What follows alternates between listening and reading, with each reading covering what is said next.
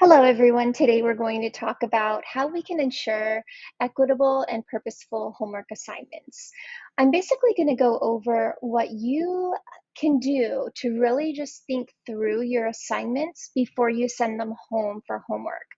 Really, what we're trying to do is make sure that all of our students can access the content and that it's equitable. We really need to focus on giving each student the support that they need.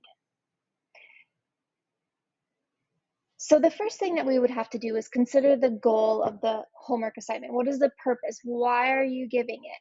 What do you hope the students will get out of it? That's a really important question to ask yourself. Remember, we don't want homework to seem as if there's no purpose to it. We want to make sure that if assignments are going home for homework, students see the value of the assignment and they know why they're doing it, and they also know why it's important. So it's really important. You have to make sure to identify that goal and that purpose so that your assignment is meaningful and we're helping students to develop a love of math. Now, let's just say, for an example, just for today's sake, my example here is that I'm going to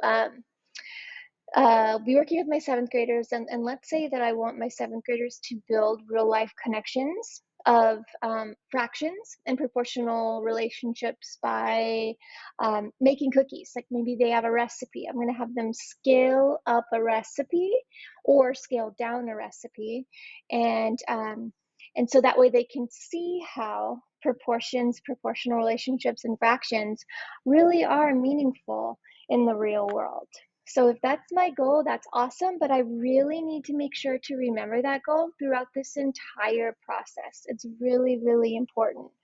We cannot lose track of the goal because then the assignment won't be as helpful for our students.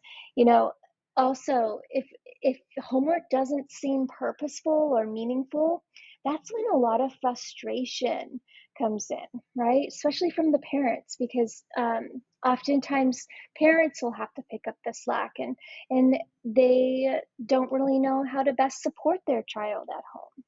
So we really don't want to cause a lot of frustration with parents and students, and even sometimes ourselves, because we may not have accomplished that goal we set out to accomplish. So today we're going to basically talk about three different categories, or scenarios. So let's say there are three different scenarios that could happen with math homework and giving out math homework. So the first category we'll talk about is where the students can't complete the task independently. They are lacking some of the basic skills.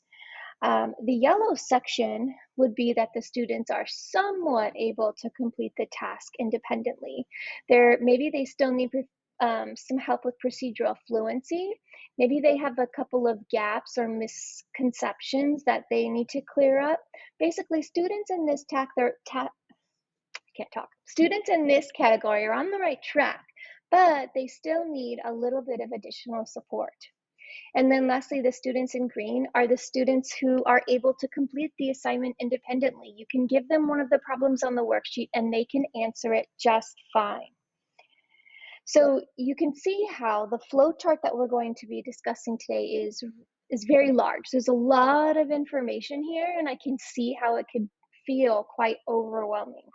So what we're going to do is we're just going to kind of break this flow chart down and talk about each color separately so that you can kind of just get my thoughts, and maybe some guidance and help on how you can make sure that your homework practices are purposeful and equitable.